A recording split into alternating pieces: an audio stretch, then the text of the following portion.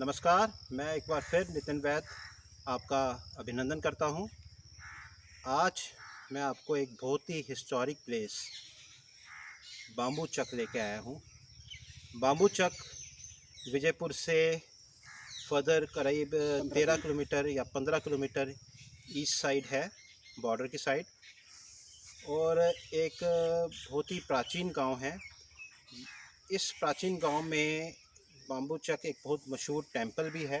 मेरे पीछे जो आप एक टेंपल देख रहे हैं, ये बाम्बू चक का मंदिर है। ये भगवान श्री राम जी का मंदिर था और 47 से पहले ये बहुत ही प्रसिद्ध विख्यात मंदिर था। यहाँ बहुत रौनक होती थी। एक मेन ये रास्ता था। मैं अपने कैमरामैन को कहूँगा जो मेरी राइट तरफ दिखाएं, ये जो रास्ता है ये एक प्राचीन व्यापारी रास्ता था। जब लोग, जो अभी पाकिस्तान का इलाका है वो एक ही एक स्टेट थी, तो यहाँ से लाहौर जाने के लिए, जम्मू से लाहौर जाने के लिए या किसी यही एक रूट था। और यहाँ पे इस मंदिर में एक सराय होती थी और काफ़ी यहाँ दुकानें थीं और यहाँ लोग आके विश्राम करते थे, रात भर रहते थे और काफ़ी रौनक होती थी यहाँ पे। आप देख सकते हैं कि अभी एक पूरा वीरान पड़ा हुआ है। ये बाम्बू चक जी जो थे वो महाराजा गुलाब सिंह के साथी थे। उनके साथ ही महाराजा रंजीत सिंह की सेना में काम करते थे और महाराजा गुलाब सिंह के सहयोग से जब उनको राजगद्दी मिली यहाँ पे, उसके सहयोग से उन्होंने ये मंदिर का निर्माण किया। तो तकरीबन ये मंदिर कोई 200 साल पुराना है। हम बात करेंगे बाम्बू चक जी के वंशज से, श्री अशोक गुप्ता जी, जो कि इसी ही गांव के रहने वाले हैं। तो ये मंदिर तकरीबन 200 साल पुराना है। हाँ जी, 200 साल पुराना है जी मंदिर। अच्छा, तो ये मंदिर कब आपके क्या लगते थे? ये हमारे दादाजी के दादा थे जी। अच्छा। बामू शाह बाम्बू शाह जो जे, उन्हीं के नाम पे जगह था बामू चक जी। और उन्होंने ये मंदिर महाराजा के कहने पे ये मंदिर बनवाया था जी। उनके से तो अभी तो ये बिल्कुल वीरान पड़ा हुआ है, तो उस समय काफ़ी ये क्या था? हाँ जरा जी, इसके बारे में। 1947 तक जब पाकिस्तान बना तब तक तो ठीक ठाक था जी। तो उसके बाद जब ये लोगों की माइग्रेशन शुरू हो गई, कोई पाकिस्तान की तरफ भागने लगे, कोई हिंदुस्तान की तरफ भागने लगे जी। तो दंगाइयों ने इधर हमला कर दिया इस गांव पे। अच्छा। तो जहाँ के लोग तो भाग गए। अच्छा। तो फिर उन्होंने मंदिर में भी ये गांव को आग लगा दी, मंदिर में भी तोड़ फोड़ की, इधर आग लगा दी, लूट लिया।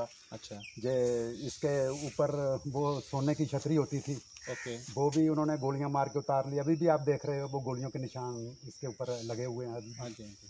तो ये जो अभी भी ऊपर जो लगे हुए हैं ये पीतल के, ये जो हाँ, है ये भी सोने का पानी है जो ऊपर मतलब लगे? ये जो चमक है इनकी अभी तक गायब नहीं हुई। इसका मतलब लगता है तो वो लोग सोना ही सोना समझते ही था। होंगे इसको। ठीक। तो और बाकी यहाँ पे मतलब पूरा व्यापार का ये सेंटर था? हाँ, ये एक बिजनेस सेंटर था जहाँ पे बाहर के लोग भी आके जहाँ दुकानें करते थे इधर। जी। तो इधर काफ़ी दूर से जम्मू के लोग भी, इधर अखनूर तक लोग जी।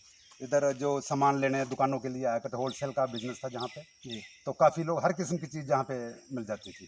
ठीक है। जहाँ पे सिर्फ जहाँ लोकल दुकानें नहीं थी, बाहर के लोग भी जहाँ बाजार में आके दुकानें करते थे। अच्छा। तो ये एक रास्ता था इधर जम्मू से लाहौर और अमृतसर को भी चला जाता था। अच्छा जी। तो जितने लोग इधर वैष्णो माता में जाते थे, जहाँ झिड़ी का मेला लगता है, उधर जो आते थे पैदल, जहाँ बैलगाड़ियों पे, घोड़ों पे, ऊँटों पे, तो इस इधर से ही गुजरते थे। अच्छा। एक तो उनको रहने को जगह, खाने पीने को मिल जाता था, रहने को सराय थी। जी। तो उस ज़माने में लोग सेवादार भी बहुत थे, लोगों को सेवा खिलवाते थे लोग बना के। लंगर चलता, जी। लंगर जहाँ 24 घंटे चलता रहता था। चलता रहता था। अच्छा। तो इधर लोग ठहरते थे, जो अंधेरा रात को रुकना पड़े तो इधर रुक जाते थे, नहीं तो ये पूरी 24 घंटे जो चलता रहता था रास्ता। तो ये 47 के बाद ये तकरीबन उजाड़ सा हो गया हाँ, इसमें कभी? 47 में फिर वो जब वो दंगे शुरू हो गए जी। तो दंगाइयों ने इस पर भी हमला कर दिया, गांव को आग लगा दी। अच्छा। इस मंदिर पे भी हमला किया, तोड़ फोड़ कर दी, जी। कोई सामान लूट के ले गए, मूर्तियां तोड़ दी जहाँ पे। देखिए जी, ये एक और जो जैसे 47 में बहुत नुकसान हुआ है, काफ़ी मतलब माइग्रेशन हुई और काफ़ी लोगों का नुकसान हुआ है। एक उसकी जीता जाता मिसाल ये भी है कि जहाँ इतनी रौनक होती थी वो दंगाइयों के हाथ आके बिल्कुल एक उजड़ सा गया है और ये पूरा गांव ही उजड़ गया था। 4 साल तक मेरे को यहाँ आगे पीछे इन्होंने बताया कि 4 साल तक यहाँ कोई भी नहीं आया। ये 4 साल तक यहाँ पे पहले महाराजा की फ़ौज की यहाँ एक चौकी भी हुआ करती थी और वो लोग भी रहते थे, लेकिन उसके बाद ये जहाँ पे मतलब इतनी रौनक हुई करती थी वो बिल्कुल एकदम उजड़ा हुआ चमन है। हम मेन मंदिर के कॉम्प्लेक्स में आ गए हैं, अंदर एंटर कर गए हैं। तो बाकी जो इसका मंदिर का व्याख्यान है वो अशोक गुप्ता जी करेंगे। तो सर बताइए ये मंदिर में क्या क्या चीज़ थी? अभी तो हालत काफ़ी जो है बुरी लग हाँ, रही इस है। समय तो जे बहुत ख़राब हो चुकी है हालत इसकी, लेकिन जब पहले जो बिल्कुल ठीक ठाक था मंदिर, तो जी। इसके ऊपर जो पूरी पेंटिंग बनी हुई थी, चित्रकारी थी पूरे मंदिर में, अच्छा। जो रामायण की पूरी कहानी इस पेंटिंग पे बताई हुई थी। अच्छा, रामायण पूरा यहाँ हाँ, व्याख्या की गई पूरा थी पूरी। रामायण की व्याख्या की हुई थी। हाँ जी। तो अभी भी वो देखो पेंटिंग वो मध्यम सी थोड़ी दिखाई दे रही हैं। अच्छा। तो उसके नीचे जो मंदिर की साइड पे इधर भी मूर्तियां बनी हुई थी, जो सारी जो सब तोड़ दी हुई हैं, अच्छा। दंगाइयों ने तोड़ दी थी जे। ओके। तो जे दंगाइयों ने जो पूरा इधर बरामदा था मंदिर का, जो जो पूरा परिक्रमा जो तोड़ दी उन्होंने। अच्छा। तो अभी भी जो चित्रकारी बीच में अंदर तो अभी भी थोड़ी सी अच्छी दिखाई देती है, बाकी बाहर कुछ मंदिर पड़ चुकी है जहाँ तोड़ तोड़ दी हुई हैं।